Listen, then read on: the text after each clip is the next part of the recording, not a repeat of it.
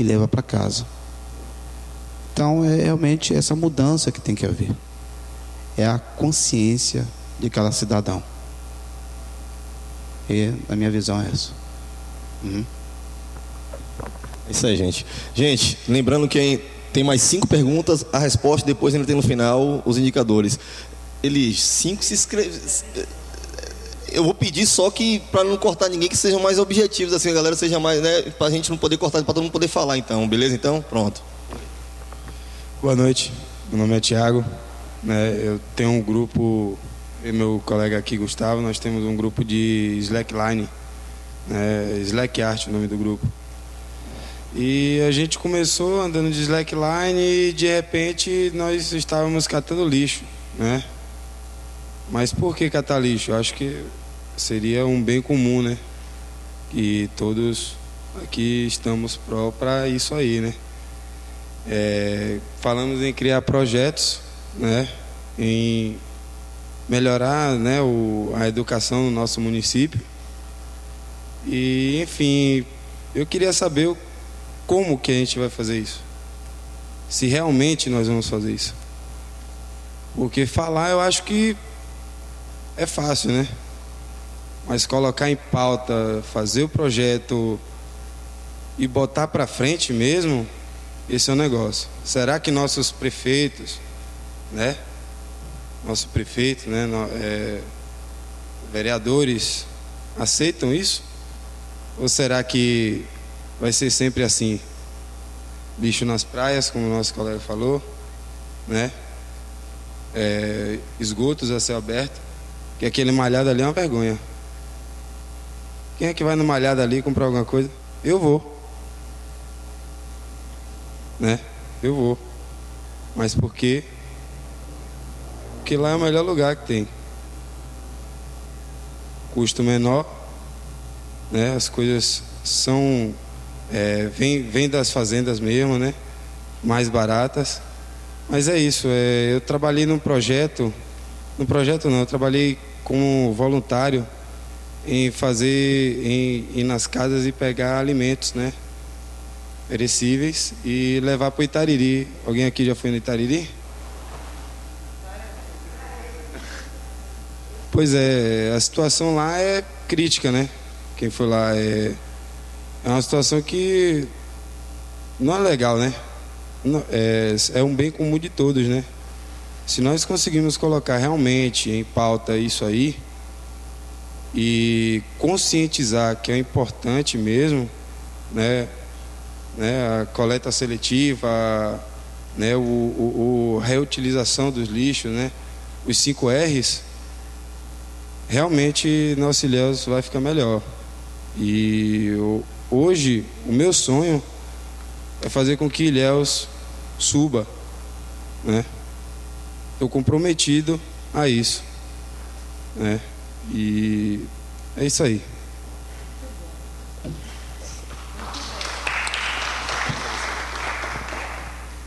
Boa noite, pessoal. Eu sou Léo Assis, também professor do Instituto Federal na área de engenharia. E para mim aqui é uma honra, né, estar podendo discutir, digamos assim, talvez não mais o passado, mas o futuro da nossa cidade, especialmente com pessoas aqui como Rui e Ramayana, que foram inclusive meus professores, né? Então, realmente é uma honra estar aqui. E aí, pegando um gancho com o que o professor Ramayana falou sobre a questão da pedagogia, né, nas escolas, sobre o tema educação ambiental, eu aí, muito humildemente, pediria um adendo que não apenas com relação à educação ambiental, talvez eu ampliasse um pouco essa palavra, até para a educação cidadã, né? Ainda hoje eu discutia em casa com meu irmão sobre que as pessoas desaprenderam a ser cidadãos, né? E quando eu digo cidadãos, no amplo sentido de que ela é responsável por tudo que está envolvido em uma comunidade, seja jogar um lixo no chão, seja cuidar do meio rural, de onde vem a sua água, o seu alimento, ou mesmo um bom dia às pessoas. Recentemente tivemos um problema lá no Instituto, onde chegou um professor altamente graduado, com todos os seus pós-doutorados e algo mais, e para poder ministrar um curso lá para os alunos onde eu coordeno. E quando eu cheguei, os funcionários estavam todos estarrecidos com a presença daquele professor, e um dos vigilantes, né, segurança da portaria, me disse assim: professor, o senhor também não tem os títulos desse senhor aí não, né? Eu falei: não, por quê? Ele falou: porque eu acho que na escola que ele estudou para ser doutor, não ensinaram a dar bom dia ao porteiro. E por muitas vezes eu até faço uso de uma frase que Socorro, inclusive, que me apresentou, sobre especialista, e aí depois eu acho que vale a pena a gente compartilhar. Mas tentando ser mais objetivo aqui no tema, né? Eu gostaria de falar ainda da educação, que a gente lá, por ser um instituto tecnológico, a gente acaba discutindo muito a filosofia do como fazer, ao invés de como pensar em fazer, né? E nessas muitas cirandas de discussões chegam a ser exaustivas, porque temos reuniões, cerca de 4, 5 reuniões por semana, talvez, para discutir os temas. E, ao meu ponto de vista, a educação, né, os planos pedagógicos, por assim dizer, no Brasil, especialmente na educação de formação profissional, estão de ponta cabeça, é a impressão que me dá. Especialmente quando a gente trata do aspecto teoria e prática, né? Como fazer um cidadão sentar numa cadeira, ouvir durante 4, 5 anos e depois falar: agora vai e executa, né? Então talvez seria o momento da gente repensar bastante essa questão da educação e tentar formular isso, porque a educação eu considero um bem comum, né? E no amplo sentido da palavra, cidadania, como o próprio Paulo citou ali, né? O camarada que vai e coloca uma lata lá ao lado do poste, apesar dele estar sensibilizado, eu acho que ele não foi cidadão nesse momento. E aí, Rui, talvez você possa contribuir um pouco para falar a respeito da valoração desse bem comum, né? Porque na partir da medida que o cidadão ele se sente valorado, nesse momento eu não falo na valorização monetária, né? E aí talvez que a palavra capitalismo caia por terra, porque ela já se extrapola no sentido que a gente pode dizer capital humano, capital social, capital intelectual, né? Então, eu acho que é meio que um desafio mesmo para nós aqui nessa discussão, encontrarmos a valoração desse bem comum ao ponto de estimular um jovem aqui ir à Feira do Malhado, catar um lixo que talvez nem tenha sido ele que produziu, né? E aí talvez seja complementado pela fala do nosso colega aqui, Odailson, que disse com bastante propriedade, né? Será que não deveríamos ser responsáveis por tudo aquilo que nós produzimos, principalmente o lixo, né? Então, eu acho que seria isso a contribuição que eu gostaria para a gente poder discutir a esse respeito. Obrigado.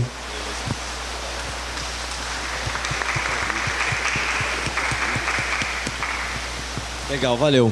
Meu nome é Germano. Eu quero só fazer umas provocações aqui também em relação à forma como a gente vê a questão dos bens naturais comuns, os bens comuns, né? Uma delas, acho que o Klaus tocou um pouco, são os efeitos do marketing mesmo que a gente sofre, né? Então, o consumo ele tem sido cada vez mais relacionado como felicidade na vida das pessoas, Até os próprios exemplos que o Rui trouxe falaram disso, né? Então, a gente tem tanto bombardeio e estímulo de uma mídia que traz um tênis como sucesso, traz um carro como sucesso, como ele falou, um carro bonito, né, como sucesso. Será que ele realmente teve sucesso para conseguir aquele carro bonito? Não sabemos, mas cada vez mais a felicidade ela é relacionada a isso, e o sucesso é relacionado ao consumo. Associado a isso, quando a gente fala do desenvolvimento da sociedade, do desenvolvimento humano, o desenvolvimento também ele é associado ao sucesso. Então o desenvolvimento acaba associado ao consumo, né? Então a gente acaba, quando a gente tem processo de desenvolvimento da sociedade, crescimento populacional associado a isso tudo, naturalmente ele é um processo destrutivo, né? O desenvolvimento é um processo destrutivo. Se a gente for olhar bem criticamente, a ocupação do Oiteiro foi um processo destrutivo em um momento, né? Naquele momento ela foi. Então eu acho que essa linha tênue, eu acho ela muito interessante tocar. Estou fazendo uma provocação mesmo, sabe? Até onde esse processo destrutivo ele vai ser necessário para o desenvolvimento da nossa sociedade? Até onde a geração de riqueza realmente é o canal para a gente conseguir melhorar a vida das pessoas, né? Se é que ela é um canal. Outra coisa que eu só queria tocar rapidamente é que os processos de desenvolvimento da sociedade, historicamente, eles também transformam os bens comuns, né? Os bens comuns. Então a gente viu pessoas tocando aqui, por exemplo, na questão do lixo, né? Na questão da educação, que em um momento da história nunca foi um bem comum, né? A educação surgiu em certo momento. Então a gente também tem essa transformação dos bens comuns e sociedades que já trocam os bens naturais comuns pelos bens comuns, inclusive, né? Onde os bens naturais são colocados de lado. Essa conexão, eu já morei fora algumas vezes e essa foi uma das coisas que eu mais senti falta em Ilhéus, sabe? Eu já morei em 8 cidades da minha vida e Ilhéus é a cidade que eu mais gostei de viver, até por essa conexão muito grande entre o bem comum e o bem natural comum. E por último, eu só queria falar que esse sentimento de coletividade que o Dailson trouxe, essa educação progressista que a gente pode conectar as crianças com a natureza e tal, talvez seja pessimista da minha parte, mas eu vejo ela, não sei se pessimista, mas eu já vejo ela acontecendo em sociedades muito desenvolvidas e equilibradas. Por isso, de novo, volto na questão do desenvolvimento. Quando a gente olha para as sociedades, principalmente as sociedades do norte da Europa, né, a gente já tem na Finlândia, por exemplo, cargas horárias de 15 horas apenas em sala de aula e todo o restante em espaços abertos, espaços públicos, em parques, em natureza, onde as crianças estudam biologia realmente tocando nas plantas. E esse sentimento de coletividade é muito mais intenso. Isso até por causa da redução da desigualdade, né? Então, acho que a desigualdade acaba criando essa consciência, a redução da desigualdade acaba criando essa consciência. Mas é isso, eu não quero estender muito.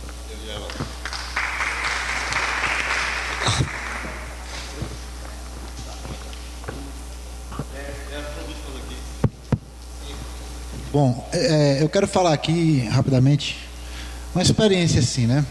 Há 4 anos eu comecei a fazer um trabalho relacionado à memória e à história da nossa região. E organizando um acervo que pertenceu ao meu avô, de uma vasta documentação, né? Então aí comecei a me envolver com esse trabalho, e aí é que a gente percebe o quanta coisa a gente tem por fazer e começa a se identificar uma série de questões, né? E com esse trabalho, para ser mais breve aqui direto, em novembro de 2014, a gente fez uma viagem aqui, um grupo aqui do território litoral sul. A gente foi a Belém do Pará participar do 6º Fórum Nacional de Museus. E chegou lá, eu encontrei com um professor lá do Rio de Janeiro, que é um especialista dessa área de museologia, e ele me marcou assim em um ponto, essa questão da museologia. Como tudo na nossa sociedade, a gente está vendo aqui, todo mundo com as experiências, todo mundo, a gente sabe uma série de coisas que podem ser feitas, mas o desafio é como que a gente vai conseguir alcançar, né? A gente sabe já como que é, mas como que a gente vai conseguir colocar? Então a museologia, ela tem um papel social diferente do que era. A partir dos anos 70 ela se começa a modificar.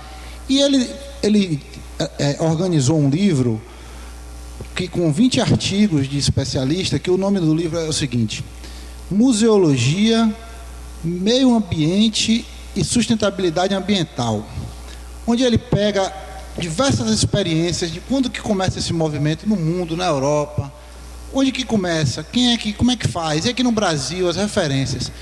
E vai fazer 1 ano e meio que eu tive contato com esse material, e me mexeu muito isso, de a gente ver o quanto que isso tem a se expandir e o quanto que a gente deixa de trabalhar. Então, aí eu colocando essa experiência aqui na nossa região.